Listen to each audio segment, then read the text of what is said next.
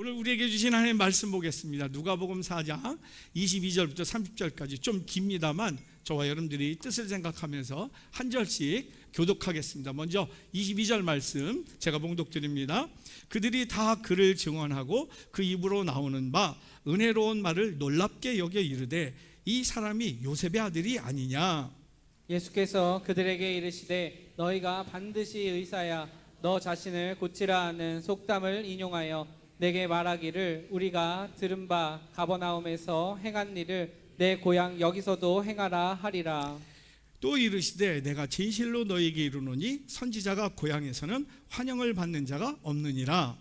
내가 참으로 너희에게 이르노니 엘리야 시대에 하늘이 3년 6개월간 닫히어 온 땅에 큰 흉년이 들었을 때에 이스라엘에 많은 과부가 있었으되 엘리야가 그중 한 사람에게도 보내심을 받지 않고 오직 시돈 땅에 있는 사렙다의 한 과부에게 뿐이었으며 또 선지자 엘리사 때에 이스라엘에 많은 나병 환자가 있었으되 그 중에 한 사람도 깨끗함을 얻지 못하고 오직 수리아 사람 나아만 뿐이었느니라. 회당에 있는 자들이 이것을 듣고 다 크게 화가 나서 일어나 동네 밖으로 쫓아내어 그 동네가 건설된 산 낭떠러지까지 끌고 가서 밀쳐 떨어뜨리고자 하되 다 같이요 예수께서 그들 가운데로 지나서 가시니라. 아멘. 오늘 본문을 통해서 주신 하나님 말씀 제목이 천국 복음에 대한 올바른 반응입니다. 여러분 한번 같이 한번 읽어볼까요? 시작. 천국 복음에 대한 올바른 반응. 여러분 삶에 있어서 복음이 들려진다, 그것도 천국 복음이 들려진다, 이것이 엄청난 축복인 줄로 믿습니다. 복음이 안 들려진다, 여러분 삶에 승리하고 기쁠 때는 그래도 괜찮아요. 근데 삶에 아주 중요한 순간, 너무나도 힘든 순간, 아무것도 할 수 없는 그 순간 때 천국의 복음이 들려진다. 어떨 것 같으세요? 하나님의 역사의 말씀이 들려진다, 생명을 살리는 말씀이 들려진다, 미래를 여는 비전의 말씀이 들려진다. 이것처럼 생명과 같은 축복은 없는 줄 믿습니다. 근데 그게 안 들릴 때가 있어요. 왜요? 내 상황에 빠져서, 문제에 빠져서, 또 내 마음에 하나님의 계획은 관심 없고 오직 세상의 욕심으로 가득 차서 하나님의 복음의 음성이 들려지지 않을 때가 있어요. 그리고 내가 쌓았던 지식, 그것으로 재단을 하느라고 잘 안 들려요. 편견 때문에 말씀이, 복음이 안 들릴 때가 있다라는 거예요. 이것처럼 비극은 없어요. 한 책을 좀 보여주시겠습니까? 네, 권태일 목사님이 쓰신 딩동 사랑이 도착했습니다 라는 책에 우리가 편견으로 얼마나 지옥을 사는지 재밌는 예화들이 많이 있어요. 그 중에 이런 얘기가 있어요. 이 권태일 목사님이 이제 학교를 다닐 때, 신학대학을 다닐 때 지하철을 타고 이제 학교 등교를 하는 순간이에요. 그러니까 아침에 그 지하철이 막 꽉꽉 미어지는 겁니다. 근데 그때도 좀 오래 전이니까 그때 지하철에서 물건을 파는 사람들이 있었어요. 여러분 다 아시죠? 물건을 파는 사람. 근데 그날도 학교를 등교하러 지하철을 탔는데 사람들이 꽉 찼는데 어떤 한 아저씨가 탔어요. 한 아저씨가 타는 곳은 이렇게 크게 소리를 지른다. 차내에 계신 승객 여러분 안녕하십니까? 근데 사람들이 다 또 아침부터 또 장사하려나 보다. 근데 이 아저씨가 그런 얘기를 해요. 저희 딸이 지금 백혈병에 걸려서 지금 병원에 입원해 있습니다.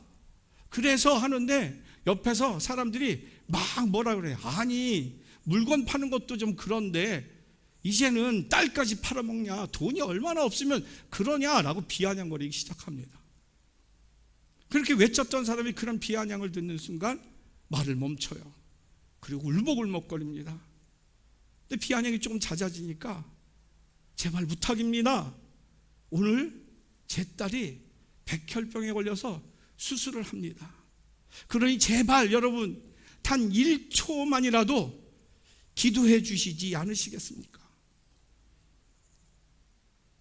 자기 딸이 지금 오늘 백혈병 수술해서 죽느냐 사느냐이기 때문에 자기가 할 수 있는 게 아무것도 없어서 정말 자기를 위해서, 딸을 위해서 기도해 달라는 것이었어요.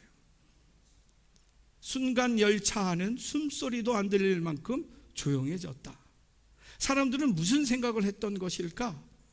나 역시도 무슨 생각을 했는지 참으로 부끄럽다라고 썼어요. 사랑하는 성도 여러분, 우리는 보는 만큼 살게 되어 있습니다. 그래서 우리는 잘 보아야 합니다. 그리고 우리는 또한 잘 들어야 합니다. 그래야 우리는 잘 믿을 수 있기 때문입니다.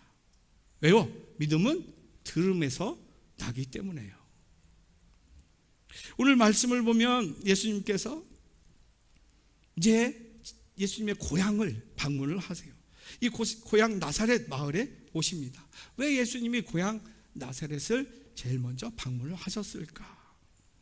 일반 사람들이 고향을 방문하는 목적이 뭡니까? 명절 때 어른들께, 친척들에게 인사드리고 교제를 나누기 위해서 고향을 방문할 때가 많지요. 또 어떤 사람은 막 고향을 떠나서 도시에서 성공해가지고 금의 환향합니다. 내가 이만큼 성공했습니다.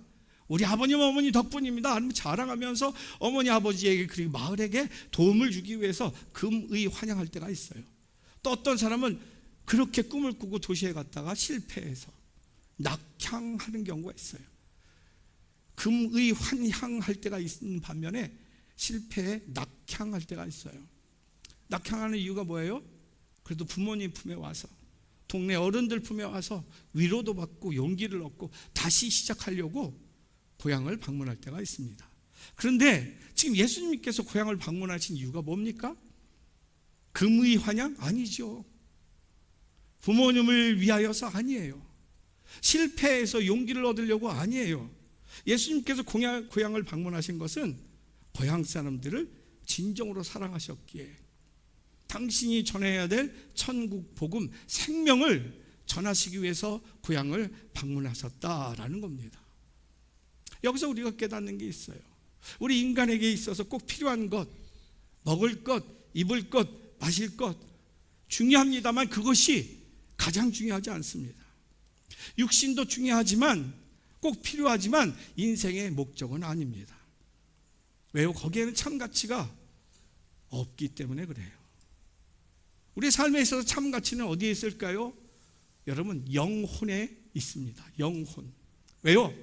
영혼이 살 영생이 있을 때 우리는 지금을 바로 살 수 있기 때문에 우리 인생에 있어서 가장 중요한 것은 영혼이 살 영원이 가장 중요한 줄로 믿습니다. 우리가 살아가면서 지금만 있다면, 현재만 있다면 어떤 삶을 살까요? 지금 현재에 만족한 분 계십니까? 아니에요. 대기업 재벌도 지금 얼마나 힘든지 다 보이시잖아요. 지금 현재만 살면 가진 게 부족해요. 그리고 못 이룬 게 너무나 많아요. 못 누린 것도 너무나도 많아요. 그래서 지금만 살면 그 부족한 것 때문에, 못 이룬 것 때문에, 못 누리는 것들 때문에 마음에 상처가 있고 원망이 있어요. 그래서 또 더 나가면 분노까지 있습니다. 그래서 인생에 있어서 가장 중요한 건 영혼, 이 영원히 살 영원인 줄로 믿습니다. 그래서 예수님은 피곤하신데도 불구하고 40일간 금식하고 사탄의 시험과 싸우고 그러고서 제일 먼저 쉬지도 않고 고향 나사렛을 방문했다라는 거예요. 무엇을 위해서? 사랑하는 가족들과 친지들과 자기와 같이 컸던 많은 사람들을 영원을 주기 위해서, 천국 복음을 증거하기 위해서 이 고향을 방문하셨다라는 겁니다. 전 여러분들이 오늘 예배를 드리면서 말씀을 묵상할 때 먼저 영생을 보시는 축복이 있길 주님의 이름 가지고 축원합니다. 영생의 가치를 바로 알므로 천국 복음에 바른 반응이 있길 주님의 이름 가지고 축원합니다. 그래서 바로 들려서, 천국 복음이 들려서 내 마음의 욕심이, 기도 제목이 앞서가지고, 미워하는 마음이 앞서가지고 예배 드리면서도 천국 복음이 들려지지 않는 지옥을 사는 실패의 예배가 아니라 참 인생의 가치인 영생을 바라보면서 천국 복음이 들려져서 지금부터도 영원을 사는 승리의 삶이 되길 주님의 이름 간절히 축원합니다. 그러면 우리 천국 복음에 대한 반응 두 가지를 묵상하는데, 첫 번째 유대인의 반응이 있어요. 한번 볼까요? 천국 복음에 대한 유대인의 반응은 배척이었어요. 배척이었어요. 왜요? 인간관계 때문에 천국 복음을 배척했어요. 오늘 보면 22절 말씀 같이 한번 읽을까요? 시작. 그들이 다 그를 증언하고 그 입으로 나오는 바 은혜로운 말을 놀랍게 여겨 이르되 이 사람이 요셉의 아들이 아니냐. 아멘. 우리가 생각할 때 일반적으로 갈릴리 사람들에게 예수님이 찾아오셔서 천국의 복음을 전하실 때 그들이 엄청 기뻐하지 않았을까 생각을 할 수 있습니다. 왜냐하면 그들의 상황이 지금 어때요? 일제 치하처럼 로마의 식민지였어요. 그래서 수탈이 심했고요, 억압이 심했어요. 억울함이 너무 많았어요. 그리고 먹을 것이 너무 없었어요. 근데 예수님께서 오셔서 위대한 해방의 은혜의 말씀, 죄로부터의 자유함의 말씀, 천국의 말씀이 전해졌을 때 그들이 얼마나 행복했을까? 우리는 일반적으로 그렇게 생각해요. 그런데 사실은 그게 아니었다는 거예요. 그 위대한 해방의 말씀, 영생의 말씀, 구원의 천국의 복음이 선포되어지는데도 그들은 기뻐하지 않았다라는 거예요. 왜요? 그 말씀을 선포하는 예수님을 너무나도 인간적으로 보여질 수밖에 없었기 때문이라는 거예요. 왜요? 그들은 예수가 잘하는 것을 다 봤어요. 기저귀 차고 코 흘리는 것도 다 봤어요. 그리고 그 아버지가 무슨 생활을 하는지도 다 알아요.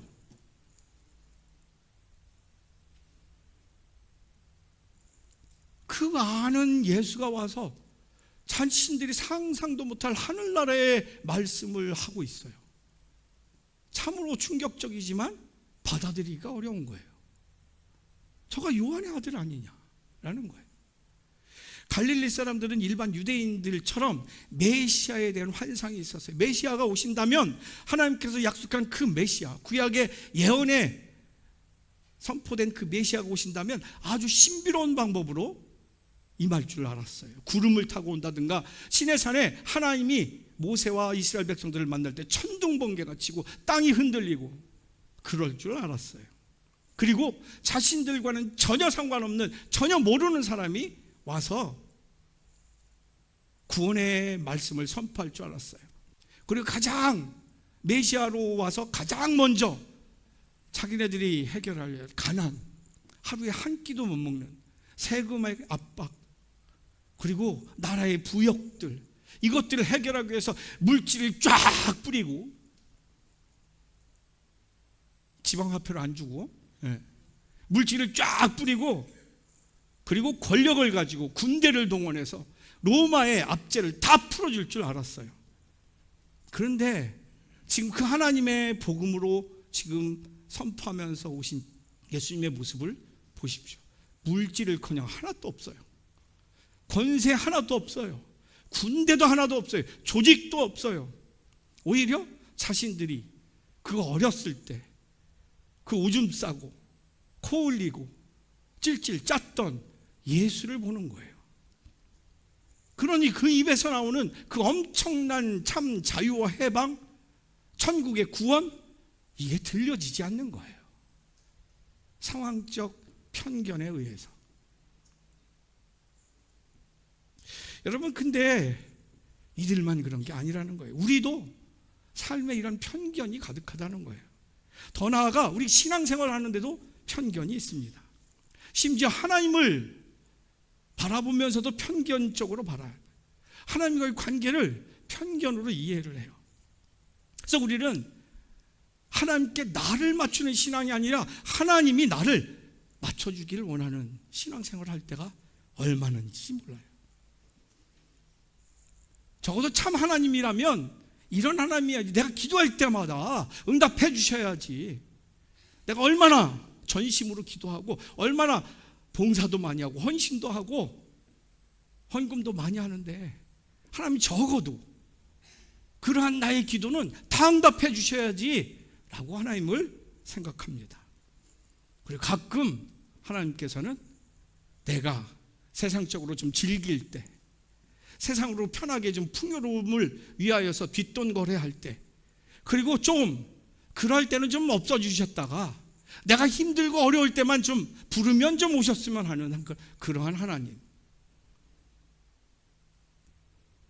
그런데 여러분, 이러한 하나님을 믿는 신앙, 그게 참 신앙일까요? 그러한 하나님이라면 매일같이 비가 안 오는 햇빛만 있는 그 인생 잘 될까요? 사막과 같이 죽음으로 이를 겁니다. 쾌락으로, 죄악으로 자기가 죽어가는지도 모르고 죽어가는 신앙이 될 것이에요. 그래서 우리는 이러한 하나님에 대한 편견적 신앙을 벗어버려야 됩니다. 깨뜨려야 되는 것이에요. 하나님이 나를 맞추는 게 아니라, 내 시간에 맞추는 게 아니라, 내 상황에 맞추는 하나님이 아니라, 이럴 때는 이렇게 도와주시고 저럴 때는 저렇게 응답하시고, 이러한 하나님이 아니라 내 상황에 뛰어넘는 하나님의 영원한 진리의 그 뜻을 우리에게 밝히 보여주시면서 나를 이끌어 가시는 그 하나님, 그 하나님이 참 신앙의 주권이 되는 줄로 믿습니다. 그래서 미국의 작가이면서 저널리스트인 마크 트웨인이 이런 얘기를 했어요. 인류 역사는 편견의 역사이다. 만약 인간이 편견에서 해방될 수만 있다면 지구상에 존재하는 모든 문제의 90%는 자연스럽게 해결될 것이다. 그래요. 우리들의 부부관계의 다툼도 편견이 있을 수가 있어요. 부모와의 자녀도 커뮤니케이션의 문제가 있을 수가 있어요. 직장의 문제도 마찬가지고 정치의 문제도 마찬가지 아니겠습니까? 그래서 이러한 편견을 넘어서 우리가 추구해야 할 올바른 관계, 올바른 신앙생활, 그것을 위해서 칼 바르트는 교회 교의학 해제라는 책에서 이렇게 우리에게 권면합니다. 관계는 상황을 뛰어넘는 계획이 있기에 참된 관계다. 이게 무슨 얘기냐 하면, 우리 부부의 관계가 있어요. 부부의 관계는 그냥 상황에 따라서 맞춰가면서 서로 격려하면서 사는 게 아니에요. 그 두 사람을 만나게 한 그 가정을 향한 하나님의 계획, 상황을 뛰어넘는 그 계획을 똑같이 비전을 갖고 그 비전을 위해서 서로 노력하는 관계가 진짜 부부의 관계라는 것이에요. 그냥 상황에 맞춰서 서로 좋아하면 좋아하는 대로, 미워하면 미워하는 대로 거기에 맞춰서, 그건 동거예요. 동거. 자기 즐거움이죠. 교회도 마찬가지예요. 나라도 마찬가지예요. 모든 관계가 진짜 관계인 것은 그 관계를 허락하신 하나님의 계획, 그 상황을 뛰어넘는 하나님의 놀라운 비전, 그것을 가지고 서로 위하여서 노력하는, 맞춰주는 그 관계가 참 관계라는 것입니다. 아멘이십니까? 예수 그리스도 당시 나사렛 사람들에게 있어서, 그래서 예수님을 믿는데 가장 큰 어려움은 예수님을 너무 인간적으로 잘 알고 있었다는 것이에요. 육체적인 관계가 너무 가까웠기 때문에 그들이 하나님의 음성을 예수 그리스도를 통해서 듣는 게 참으로 어려웠다라는 거예요. 예수 그리스도를 통해서 보내주신 하나님의 계획을 보지 않고 관계로 보니까, 상황을 보니까 들려지지 않는 거예요. 이해가 되지 않는 거예요. 만일 나사렛 사람들이 보이는 예수님의 인간적인 관계를 뛰어넘어서 성경의 눈으로 예언된 하나님의 계획을 붙들고 예수 그리스도를 보았다면, 그 예수 그리스도가 어떤 환경이고 어떤 관계가 어떤 조건이든 그 예수 그리스도를 통해서 선포되어지는 하나님의 놀라운 예언된 계획들이 선포되어질 때, 그때 그 천국의 복음이 들려지게 될 줄로 믿습니다. 이게 얼마나 중요한지 몰라요. 인간적인 관계, 상황, 그것만 보는 사람들은요, 예수님의 역사를 올바로 볼 수가 없어요. 누릴 수가 없어요. 성경의 증거대로 하나님의 계획으로 바라볼 때 비로소 하나님의 역사를 발견하게 될 줄로 믿습니다. 갈릴리 사람들과는 달리 세례 요한은 그 관계를 뛰어넘어서 하나님의 계획으로 예수 그리스도를 올바로 바라본 유일한 사람이었어요. 세례 요한은요, 예수님을 개인적으로 너무나도 잘 알았어요. 세례 요한의 어머니 엘리사벳과 예수님의 어머니 마리아는 친척 관계였어요. 그때 명절 때마다 같이 모였을 것입니다. 애기였을 때부터 같이 울고 같이 코 흘리고 같이 오줌 싸고 그랬을 거예요. 근데 세례 요한은 하나님의 뜻을 받은 메시아의 길을 예비하는 사람으로 하나님의 계획으로 사는 사람이었어요. 성령으로 충만한 사람이었어요. 그러니 예수가 자기의 사촌 동생이면서 아주 코찔찔이 없고 참 볼품없는 사람이었지만 그 사람을 통해서 역사하시는 하나님의 계획이 선포되어질 때 예수 그리스도가 메시아임을 알 수가 있었다는 것입니다. 저는 여러분들에게도 이 축복이 있길 간절히 소망합니다. 어떠한 환경이든 참 예배를 드려서 그 예배를 통해서 주시는 하나님의 계획과 그 위로와 그 비전의 말씀이 여러분의 삶을 움직이는 능력이 되길 주님의 이름 간절히 축원합니다. 여러분의 상황이 지금 어떻게 되든 이 교회의 환경이 지금 어떻든 말씀을 전하는 목사가 어떠한 사람이든 상관없이 그것을 뛰어넘는 오히려 그러한 위크포인트와 단점을 가진 이 목회자와 교회의 상황 속에서도 이 메시지를 능력 가운데 전하시는 그 하나님의 권능을 여러분 다 받아 누리시는 축복이 있길 주님의 이름 간절히 축원합니다. 사탄 마귀에 의해서 그것을 빼앗기지 마세요. 들을 때 들어야 돼요. 하나님이 가장 알맞을 때 가장 아름다운 말씀으로 가장 필요한 능력을 주시는 줄로 믿습니다. 이 시간 그냥 지나가는 시간이 아니에요. 그러면 우리 천국 복음에 대한 올바른 반응은 무엇일까? 뭘까요? 바로 심령이 가난한 마음으로 우리가 반응할 때 진짜 천국 복음의 올바른 반응이라는 것이에요. 오늘 24절 말씀 한번 같이 읽습니다. 시작. 또 이르시되 내가 진실로 너희에게 이르노니 선지자가 고향에서는 환영을 받는 자가 없느니라. 아멘. 아멘. 선지자가 고향에서는 환영을 받지 못한다. 무슨 뜻일까요? 인간적인 관계 때문에 고향 사람들은 그 선지자가 자라나는 환경을 다 알기 때문에 그를 통해서 주시는 하나님의 귀한 메시지와 그 능력을 기대하지 않는다는 거예요. 인간적인 가까움 때문에 그 사람은 하나님의 종으로 보지 않는 거예요. 오히려 예수님을 잘 몰랐다면 겸손히 그 말씀을 듣고 그 말씀에 순종했을 것입니다. 그런데 그들은 결국 육체적인 가까움으로 인해서 은혜에 갈급해하는 그러한 심령이 가난한 마음을 잃어버리게 되고 하나님의 축복을 놓치게 되었다라는 거예요. 이것이 너무나 안타까워서 예수님이 예로 설명을 해요. 오늘 본문 25절부터 이렇게 기록하고 있어요. 내가 참으로 너에게 이르노니 엘리야 시대에 하늘이 3년 6개월간 닫히어 온 땅에 큰 흉년이 들었을 때 이스라엘에 많은 과부가 있었으되 엘리야가 그 중 한 사람에게도 보내심을 받지 않고 오직 시돈 땅에 있는 사렙다의 한 과부에게 뿐이었으며 또 선지자 엘리사 때에 이스라엘에 많은 나병 환자가 있었으되 그 중에 한 사람도 깨끗함을 받지 못하고 오직 수리아 사람 나아만 뿐이었느니라 라고 말씀을 하세요. 이게 무슨 얘기인지 아세요? 첫 번째 엘리야 시대 때 사르밧 과부 25절 보여주세요. 엘리야 시대 때 여러분 3년 6개월 가뭄이 내려졌어요. 하나님이 진노로. 왜 가뭄이 내려졌냐? 그때 당시 엘리야 시대 때 북이스라엘의 왕이 이스라엘 왕이 아합이었어요. 근데 아합이 정치를 잘한다고 시돈에 있는, 시돈이 어떤 나라냐면 시돈이 바알로 가득한 우상 숭배의 나라였어요. 근데 거기와 협정을 맺겠다 해서 시돈의 왕이었던 엣바알이라는 제사장, 바알의 제사장의 딸 이사벨과 같이 결혼을 해요. 친족 관계를 맺어서 협정을 맺는 불가침 협정과 경제 협력을 일으키는 거예요. 하나님의 나라인데.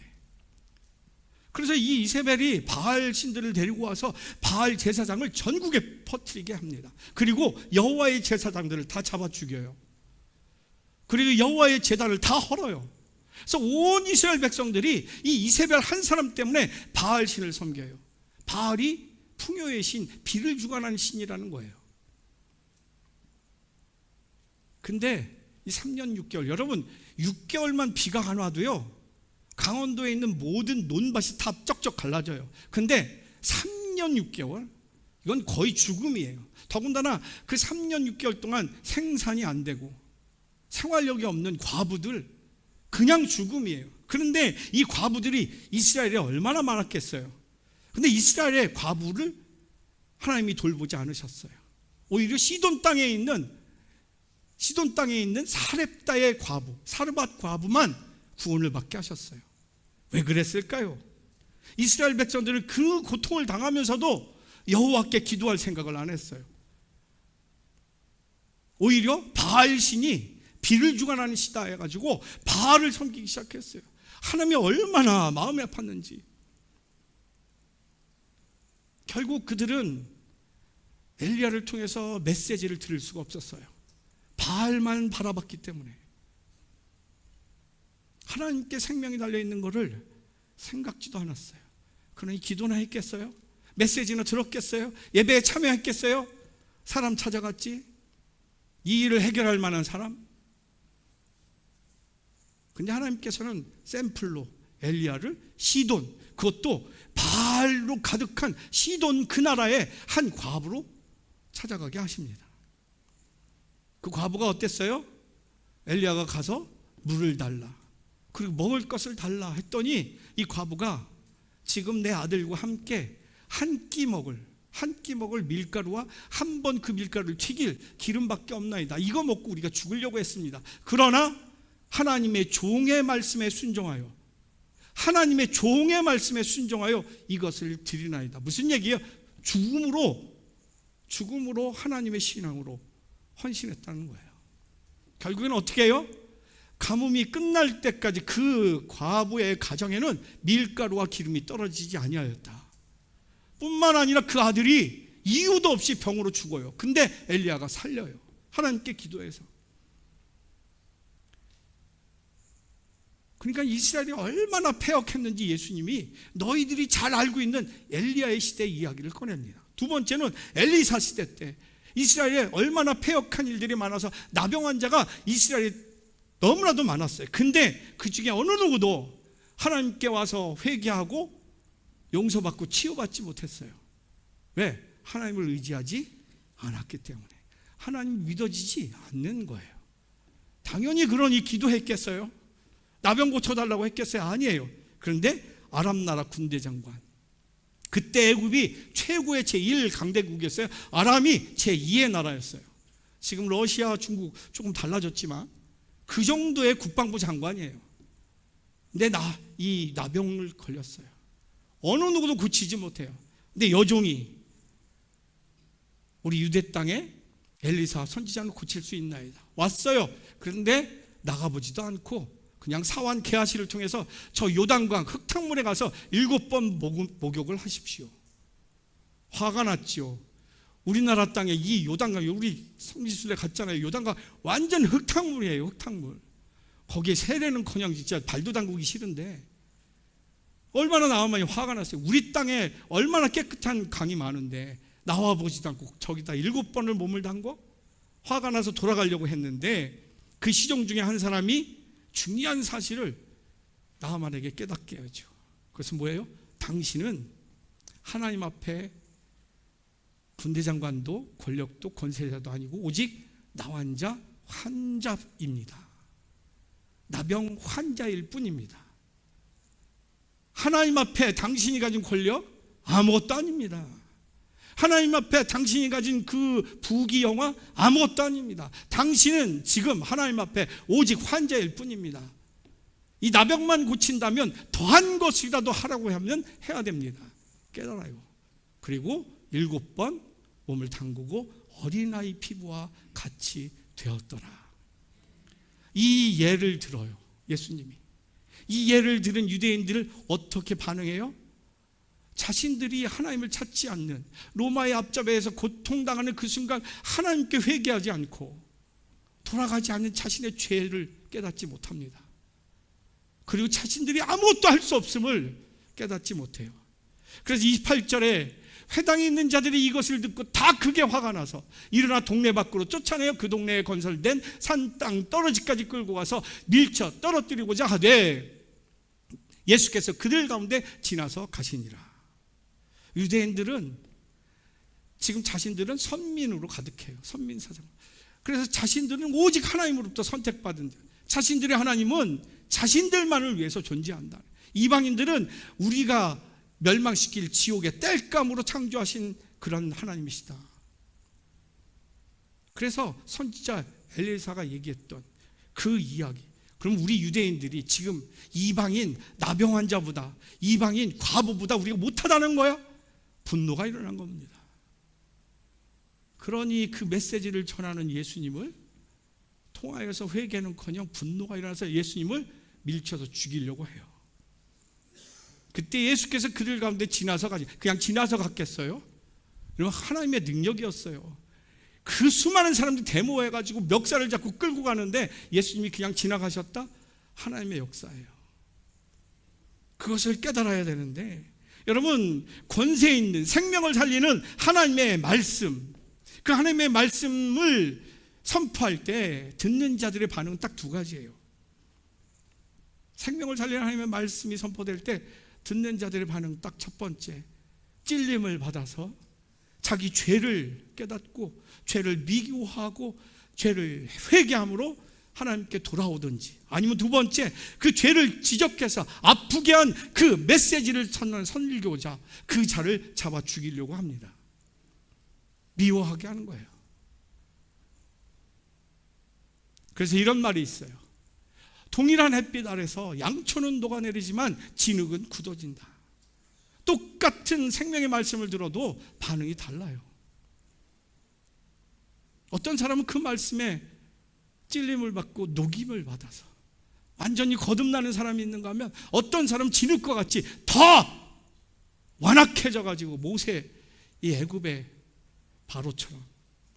여러분, 예수님의 말씀을 들을 때 세리와 창기들은 그 말을 듣고 눈물로 회개하고 하나님의 자녀로 거듭났어요. 근데 바리새인과 서기관들, 엘리트들, 잘났다고 생각하는 그 사람들은 완악해졌어요. 결국은 예수님을 십자가에 못 박았습니다. 사랑하는 성도 여러분, 여러분들은 지금 어느 쪽에 포함되고 계십니까?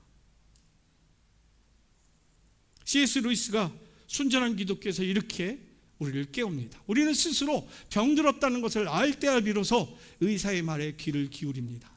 그처럼 우리가 우리 자신으로는 아무 가망이 없다는 사실을 깨달을 때야 비로소 그리스도의 음성이 들릴 것입니다. 저는 간절히 여러분을 사랑하는 마음으로 정말 축복합니다.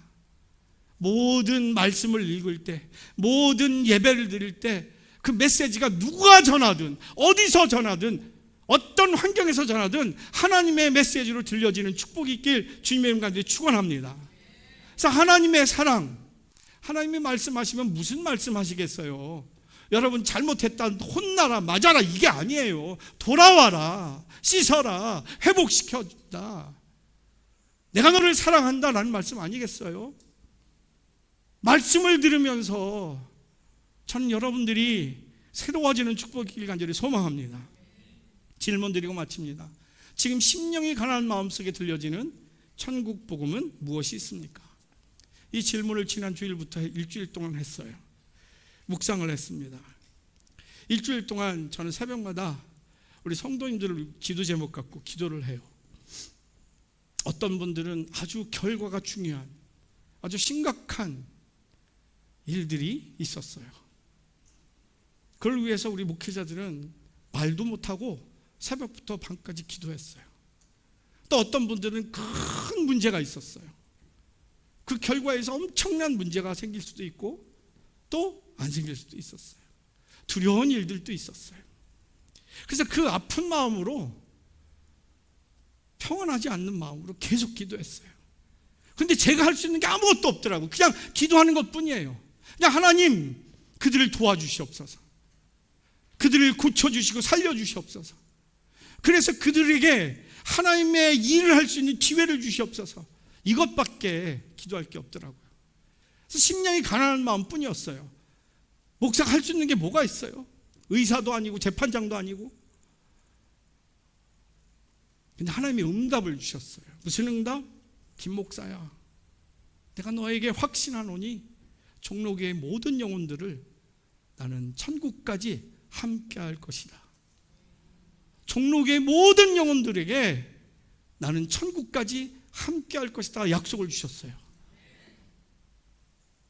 지금 다 응답될 것이다, 기도하는 대로 이루실 것이다, 그게 아니에요. 그게 아니에요. 그 어떤 어려움이 와도, 넘어짐이 있어도, 위협이 있어도 하나님이 함께 하셔서 천국까지 이끄실 것이라는 것이에요. 얼마나 감사합니까? 얼마나 감사합니까? 두 번째, 그 천국 복음으로 경험되는 천국의 일은 어떤 것이 있습니까? 그냥 기도했더니 큰 일이 아니고 작은 일로 결론이 났어요. 얼마나 감사한지 몰라요. 그리고 회사 일도 해결이 됐다는 응답을 받았어요. 그리고 또 응답이 안 된 것도 있었어요.